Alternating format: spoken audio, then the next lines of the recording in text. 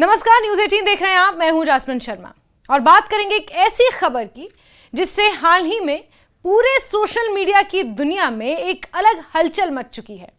हम बात कर रहे हैं सबसे प्रचलित वीडियो ऐप टिकटॉक की। जी हां, टिकटॉक को 2020 में प्रतिबंधित कर दिया गया था, लेकिन उसके बाद एक बार फिर से इसके वापस आने की चर्चाओं ने जोर पकड़ा है। और हम इस एक्सप्लेनर में आपको बताएंगे कि क्या वाकई टिकटॉक वापस आ रहा है या फिर ये एक अफवाह है।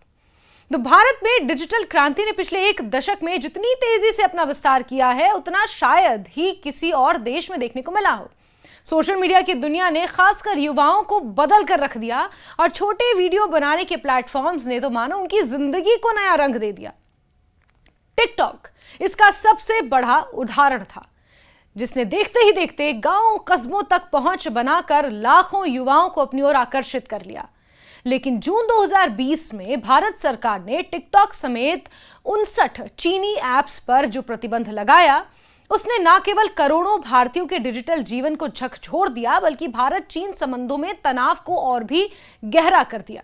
यह प्रतिबंध उस समय लागू किया गया जब लद्दाख की गलवान घाटी में भारत और चीन के सैनिकों के बीच हिंसक झड़प हुई। सरकार ने तत्काल इन ऐप्स को सुरक्षा खतरा बताते हुए इन्हें बंद करने का आदेश जारी किया।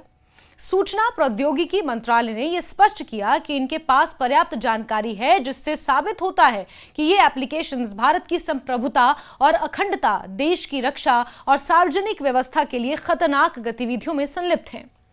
इंटेलिजेंस एजेंसियों ने भी चेतावनी दी थी कि टिकटॉक और अन्य ऐप्स भारतीय उपभोक्ताओं का डेटा इकट्ठा कर रहे हैं और संभव है कि वो डेटा चीन के सर्वरों तक पहुंच रहा हो।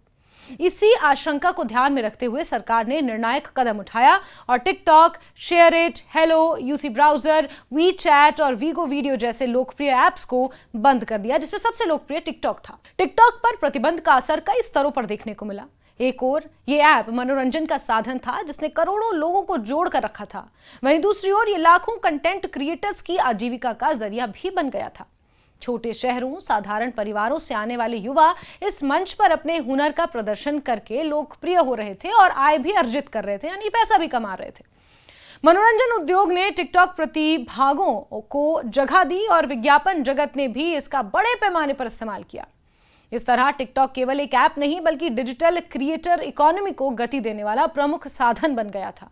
जब प्रतिबंध लगाया गया तो लाखों लोग अचानक बेरोजगार हो गए और उन्हें यूट्यूब, इंस्टाग्राम, रील्स और अन्य प्लेटफॉर्म्स का फिर सहारा लेना पड़ा।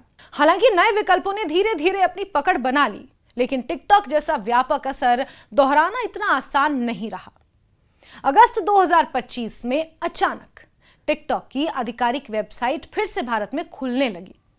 अचानक से आप कभी स्क्रॉल करें और फिर टिकटॉक खुलने लग जाए, बस वहीं से इस बात ने जोर पकड़ा। कुछ उपयोगकर्ताओं ने इसका स्क्रीनशॉट साझा किया और सोशल मीडिया पर अटकलों का दौर फिर शुरू हो गया। और अब अगर आप सोशल मीडिया खंगालेंगे तो एक लहर चल पड़ी है। लगा कि शायद टिकटॉक एक बार फिर से भारत में वापसी करने जा रहा है। इस खबर ने इंटरनेट पर खासी हलचल मचा दी, लेकिन जल्द ही स्थिति साफ भी हो गई। तो ध्यान से सुनिए कि टिकटॉक की ओर से बयान जारी किया गया कि उसने भारत में अपनी पहुंच बहाल नहीं की है और वो अब भी सरकार के निर्देशों का पालन कर रहा है। इधर सरकारी सूत्रों ने भी ये कहा कि भारत सरकार ने टिकटॉक या अन्य प्रतिबंधित ऐप्स को अब अनब्लॉक करने का कोई आदेश जारी फिलहाल नहीं किया है।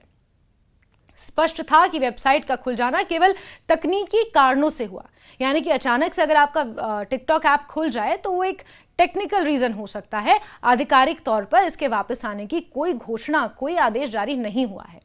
असल में टिकटॉक अब पूरी तरह से बंद है। अभी भी टिकटॉक पर प्रतिबंध है। टिकटॉक पर बैन को समझने के लिए इसे भारत चीन संबंधों की पृष्ठभूमि में देखना भी जरूरी है। 2020 के गलवान संघर्ष के बाद से दोनों देशों के रिश्तों में तनाव आया था। व्यापार और तकनीकी सहयोग पर इसका गहरा असर पड़ा। चीन पर भरोसे की कमी के कारण भारत ने न केवल ऐप्स को बैन किया, बल्कि धीरे धीरे इस दिशा में आत्मनिर्भरता को बढ़ावा देने पर भी काम शुरू किया। आत्मनिर्भर भारत अभियान के तहत मौज, जोश, चिंगारी और मित्रोन जैसे भारतीय शॉर्ट वीडियो ऐप्स उभर कर सामने आए। इन ऐप्स ने टिकटॉक के अचानक गायब होने से बने खालीपन को भरने की कोशिश की और अपने अपने तरीके से युवाओं को आकर्षित भी किया। हालांकि हाल ही में भारत और चीन ने संबंध सुधारने की दिशा में कुछ कदम जरूर उठाए हैं। दोनों देशों ने सीमा पार व्यापार को फिर से शुरू किया है और लिपुलेख शिपकिला और नाथुला जैसे दर्रों से व्यापार का रास्ता खोला गया है।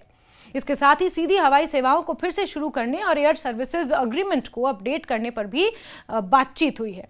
दोनों पड़ोसी देशों ने पर्यटन, व्यापार, मीडिया और शिक्षा से जुड़े लोगों के लिए वीजा प्रक्रिया को सरल बनाने पर भी बात की है। और इसी क्रम में प्रधानमंत्री नरेंद्र मोदी 31 अगस्त से 1 सितंबर तक चीन की यात्रा पर जाएंगे और यहां शंघाई सहयोग संगठन की शिखर सम्मेलन यानी कि SCO समिट में हिस्सा लेंगे। 7 साल बाद यह होगा जब प्रधानमंत्री नरेंद्र मोदी चीन के दौरे पर जाएंगे। इस दौरान वो कई देशों के नेताओं से भी द्विपक्षीय मुलाकात करेंगे। भले ही राजनीतिक और कूटनीतिक स्तर पर बातचीत हो रही है, लेकिन डिजिटल सुरक्षा जैसे मुद्दों पर भारत का रुख अब भी सख्त है। टिकटॉक की वापसी की संभावना इस बात पर निर्भर करती है कि क्या कंपनी भारतीय उपयोगकर्ताओं के डेटा सुरक्षा को लेकर ठोस गारंटी दे सकती है या नहीं, लेकिन इस दिशा में कोई बातचीत नहीं हुई है। राजनीतिक माहौल का भी इसमें अहम योगदान होगा। जब तक चीन और भारत के बीच परस्पर विश्वास नहीं बनता, तब तक टिकटॉक जैसी कंपनियों की वापसी मुश्किल नजर आती है। साथ ही अब भारतीय विकल्पों का बाजार भी काफी हद तक मजबूत हो चुका है। सरकार शायद इन्हें ही बढ़ावा देना प्राथमिकता माने। टिकटॉक बैन का सामाजिक और आर्थिक प्रभाव गहरा था। लाखों इन्फ्लुएंसर्स की आय रुक गई। छोटे व्यवसायों को डिजिटल प्रचार का एक आसान साधन उन्हें खोना पड़ा। कंटेंट उद्योग ने एक बड़ा झटका महसूस किया। लेकिन इस घटना ने यह भी दिखा दिया कि विदेशी ऐप्स पर अत्यधिक निर्भर रहना जोखिम भरा हो सकता है। यही कारण है कि भारत ने अपने घरेलू डिजिटल उद्योग में निवेश और प्रोत्साहन को महत्वपूर्ण माना। अंत में यह कहा जा सकता है कि टिकटॉक का भारत में वापस लौटना फिलहाल संभव नहीं है, असंभव भी नहीं है, लेकिन फिलहाल ऐसा कुछ नहीं हो रहा। हालिया वेबसाइट एक्सेस की स्थिति केवल तकनीकी गड़बड़ी थी, ना कि इसके आधिकारिक वापसी का संकेत। सरकार की प्राथमिकता अब भी राष्ट्रीय सुरक्षा, डिजिटल संप्रभुता पर टिकी है। टिकटॉक की वापसी भविष्य में केवल तभी संभव होगी जब भरोसे और पारदर्शिता का ऐसा माहौल बने जो भारत की सुरक्षा संबंधी जरूरतों के अनुकूल हो। फिलहाल टिकटॉक के लाखों पुराने प्रशंसकों को इंतजार करना होगा। घरेलू विकल्पों को अपनाना ही एकमात्र रास्ता है। तो मान लीजिए कि टिकटॉक वापस नहीं आ रहा है।